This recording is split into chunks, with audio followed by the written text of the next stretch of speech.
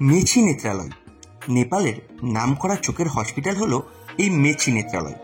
গত বৃহস্পতিবার বহরমপুর থেকে উপাসনা ট্রাভেলসের এই বাসে রওনা দিয়েছিলাম শিলিগুড়ির উদ্দেশ্যে।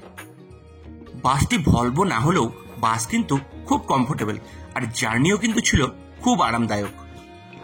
বহরমপুর থেকে রাত্রির 8:20 রওনা দিয়ে আমরা শিলিগুড়ি পৌঁছে গেলাম ভোর 4:45টার সময়। শিলিগুড়ি বাসস্ট্যান্ডের পাশেই পে অ্যান্ড ইউজে আমরা সকালের প্রাকৃতিক কাজকর্ম সেরে ফেললাম ও ফ্রেশও হয়ে গেলাম। পাবলিক টয়লেটের পাশেই রয়েছে শিলিগুড়ি থেকে পানি ট্যাঙ্কি যাওয়ার ছোট গাড়ির স্ট্যান্ড। এখান থেকে আপনারা গাড়ি রিজার্ভও করতে পারেন বা শেয়ারেও যেতে পারেন।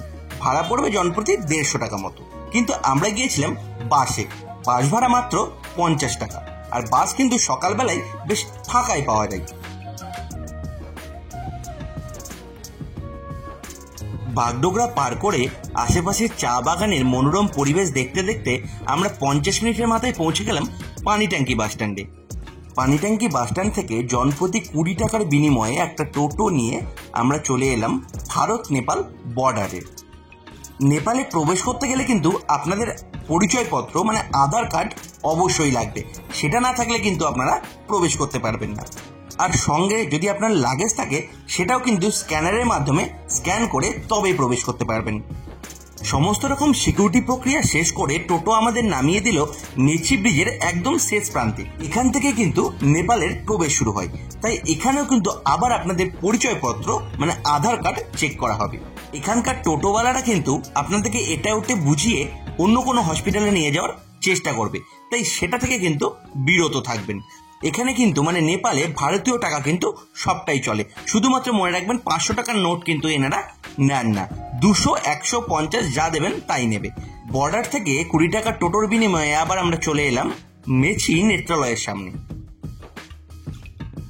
এখানে রেজিস্ট্রেশন কিন্তু শুরু হয় 7:45 থেকে। যেহেতু আমরা একটু তাড়াতাড়ি চলে এসেছিলাম তাই আমাদের কিছুক্ষণ ওয়েট করতে হয়েছিল।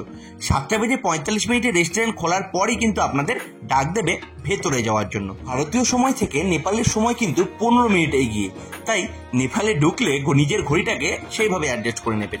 ভেতরে রয়েছে সুন্দর বসার ব্যবস্থা, আর এই হসপিটালের ভেতরেই কিন্তু রয়েছে ক্যান্টিন।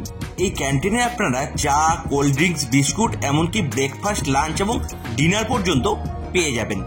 গেট দিয়ে ভেতরে প্রবেশ করলে রেজিস্ট্রেশনটা পার করে ঠিক চশমার দোকানের পাশেই কিন্তু রয়েছে এই ক্যান্টিন। আমরা সকালে ব্রেকফাস্টে নিয়েছিলাম রুটি আর ঘুগনি। আমাদের দাম পড়েছিল 65 টাকা করে, 4 পিস রুটি এবং 1 প্লেট ঘুগনি। আর দুপুরে খেয়েছিলাম ভাত। ভেজ থালির দাম নিয়েছিল 90 টাকা, আর সাথে ডিমের অমলেট 20 টাকা। খাওয়া দাওয়া কিন্তু বেশ ভালো। হসপিটালের দোতলায় রয়েছে কিন্তু অপারেশন থিয়েটার, আর 3 তলায় রয়েছে রোগীদের থাকবার জায়গা। এই হসপিটালটা কিন্তু প্রচন্ড পরিষ্কার পরিচ্ছন্ন এবং কি বাথরুম, আর 3 তলায় আছে রোগীদের থাকার জায়গা। এই রোগীদের থাকার জায়গাও কিন্তু খুব পরিষ্কার, আর রোগীদের বেডের সঙ্গে কিন্তু রয়েছে বাড়ির লোকের থাকার একটি করে বেড। সেটা কিন্তু আপনার প্যাকেজের মধ্যেই। বাইরেও যদি আপনারা থাকতে চান তাহলেও থাকতে পারেন।